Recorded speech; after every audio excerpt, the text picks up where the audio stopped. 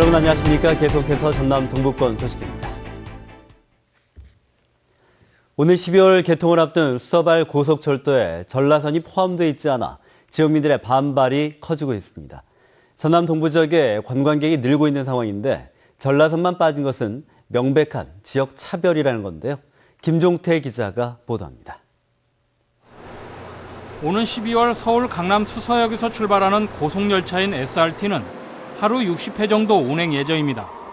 이 가운데 호남선에 18회, 경부선에는 34차례 SRT가 투입됩니다.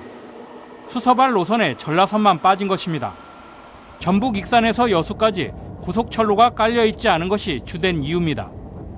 지난달 열렸던 광양만권 행정협의회에서 여수와 순천 광양시장들이 이에 대해 일제히 반발했습니다. 해마다 여수와 순천에 관광객이 큰 폭으로 늘고 있는데도 전라선의 KTX 증편이 이루어지지 않은 상황에서 수서발 SRT 운행마저 빠진 것은 지역민을 무시한 처사라는 것입니다. 그 수서에서 도시에서 여수 온 승객도 나타납니다. 이거는 정말로 이거 우리 시장들도 계속 건의를 하고 사회는 뜻을 맞습니다만 지역 경제에도 반발이 확산되고 있습니다. 서울 강남권 관광객 유치와 광양만권 산업활동 활성화를 위해 수서발 SRT의 전라선 운행은 반드시 실현돼야 한다고 강조했습니다. 전라선 그 SRT 운행에 대한 허가를 해야 줘야 될 것 같습니다. 그래서 정부의 관심이 첫째고요. 둘째는 우리 지역민들이 SRT가 운행될 수 있도록 좀 관심과 협조가 필요할 것 같습니다. 수서발 SRT 운행 계획은 이달 말 최종 확정될 것으로 보입니다.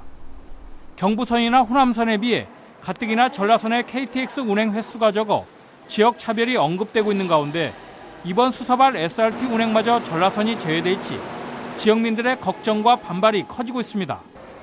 MBC 뉴스 김종태입니다. 전남 지역 폐교 3곳 가운데 2곳이 사실상 방치된 걸로 나타났습니다. 더불어민주당 조승래 의원이 발표한 국정감사 자료에 따르면 전남 지역 폐교는 모두 130곳으로 전국에서 가장 많았고 이 가운데 67.7%인 80여 곳이 활용되지 못한 채 방치된 상태입니다. 조 의원은 학교 통폐합 등으로 폐교가 늘고 있다며 안전관리 대책과 활용 계획이 필요하다고 강조했습니다. 여수광야 항만공사가 지난 5년간 항만보안법을 위반해왔다는 지적이 나왔습니다. 국회 농축산식품위원회 소속 박완주 의원이 여수광야 항만공사로부터 받은 자료에 따르면 공사가 설립된 2011년 이후 올해까지 관내 항만시설 종사자와 선박 승무원들이 3개월 주기로 규정된 보안훈련의 의무를 이행한 적이 없는 걸로 나타났습니다.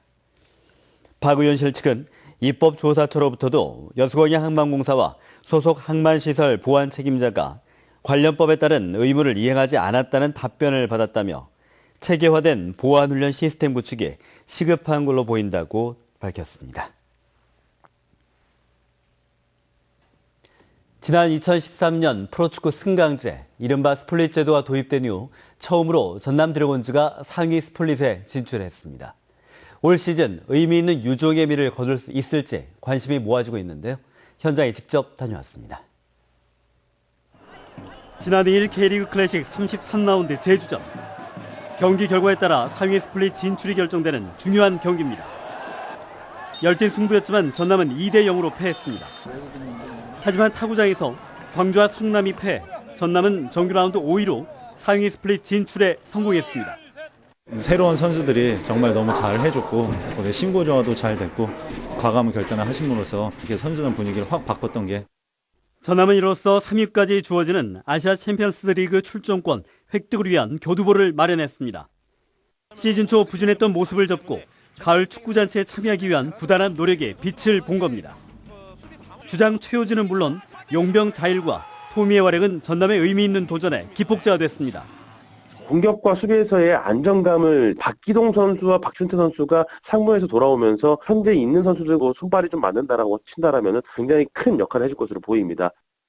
전남의 경기 결과에 따라 내년 시즌도 가늠할 수 있습니다.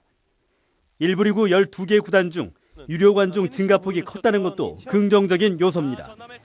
그만큼 관중들의 관심을 끌기 위한 대안 마련도 전남의 또 다른 과제입니다. 지역민들의 호응이 상당히 좋았습니다. 내년에도 적극적으로 검토해서 편하고 즐겁게 경기 관람할 수 있도록 셔틀버스를 중대 운행과 다양한 볼거리, 먹거리를 제공할 수 있도록 좀 더 노력하도록 하겠습니다. 지난 2014년 막판 뒷심 부족으로 상위 스플릿 진출에 실패했던 전남 드래곤즈. 새로운 도약을 꿈꾸는 선수들의 발끝에서 의미 있는 여의주가 만들어질지 주목됩니다. MBC 뉴스 김종수입니다. 제6회 정채봉 문학상 대상 수상작으로 김혜원 작가의 창작동화 바람을 가르다가 선정됐습니다. 창작동화 바람을 가르다는 엄마의 과보호를 받는 뇌병변 어린이가 덜렁대는 학급 도우미를 만나면서 새로운 모험을 하는 과정을 소재로 한 작품입니다. 김혜원 작가에 대한 시상식은 오는 15일 순천만 국가정원에서 정채봉 동화잔치 100일장 대회와 함께 개최됩니다. 여수시가 지역 농수산물의 판매망을 해외로 넓히고 있습니다. 여수시는 지난달 22일부터 25일까지 미국에서 열린 LA 한인축제와 우수 농수산물 엑스포에 참가해 3억 2천만 원 상당의 지역 농수산물을 판매했다고 밝혔습니다.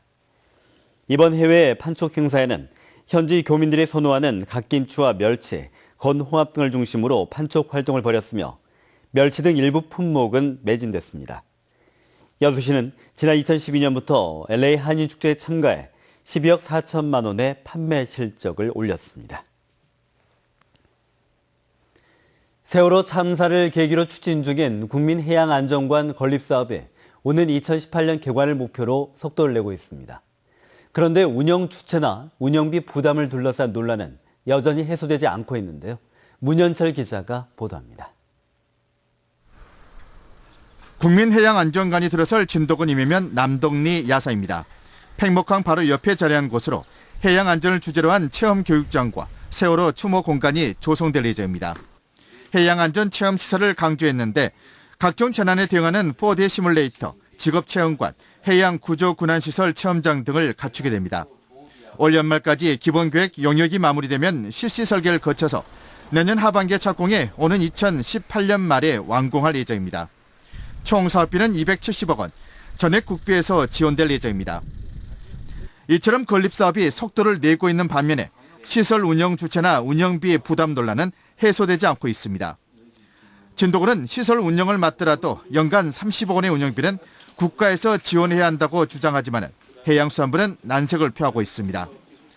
이 운영 주체에 대한 부분과 운영비 부담에 대한 부분도 결정이 되어야 된다고 생각을 하고 있고요. 기본적으로는 진도군에서 사업 성격상 운영비를 부담한다고 하는 것은 굉장히 불합리하게 생각하고 있습니다. 그래서 지원 여부, 그다음에 지원을 한다는 규모라든지 방법 이런 것들도 같이 검토해서 그 연말께 되면은 그런 방침을 정해서 시행하겠다라는 게 지금 현재의 입장입니다. 세월호 참사를 기억하고 해양 안전에 대한 경각심을 불어넣기 위해 추진되고 있는 국민해양안전관 건립사업.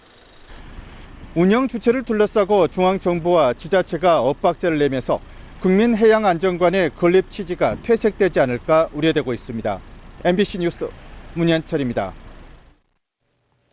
한 초등학생이 쇼핑카트에서 떨어져 의식을 잃고 중환자실에서 집중 치료를 받고 있는데요.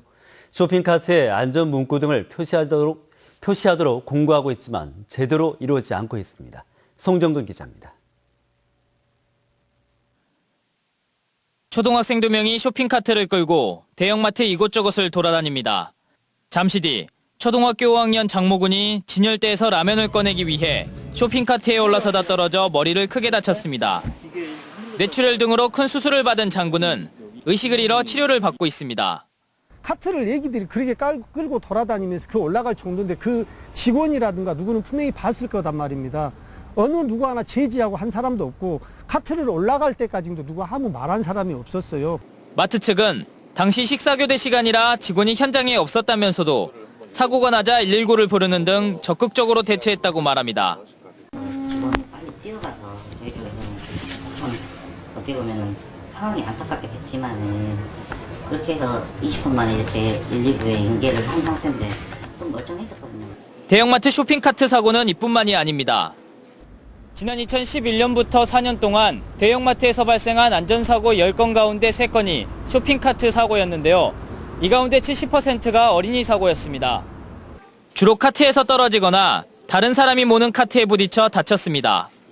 하지만 안전관리는 허술한 상태입니다. 한국소비자원의 실태조사 결과 쇼핑카트 10대 가운데 6대 정도가 안전한 사용 방법에 대해 표시하지 않았거나 안전벨트가 설치되지 않았습니다. 대중 소비자들이 이용하는 시설에 대해서 안전에 대한 보다 더 세밀한 관심과 주의가 필요하다고 하겠고, 한국소비자원은 사고를 막기 위해 소비자들도 쇼핑카트에 어린이를 태울 땐 안전벨트를 착용시키고 자리에서 일어나지 않도록 지도해야 한다고 조언했습니다. MBC 뉴스 송정근입니다. 우체국 통합 문제로 논란을 빚었던 여수 안도 우체국에 출장소로 전환됩니다. 안도 주민들은 그동안 전남지방 우정청의 우체국 통합 계획에 반발하며 청와대 방문과 우정청장 면담 등 다양한 노력을 기울인 결과 우체국 폐쇄 대신에 출장소로 존치하기로 했다고 밝혔습니다.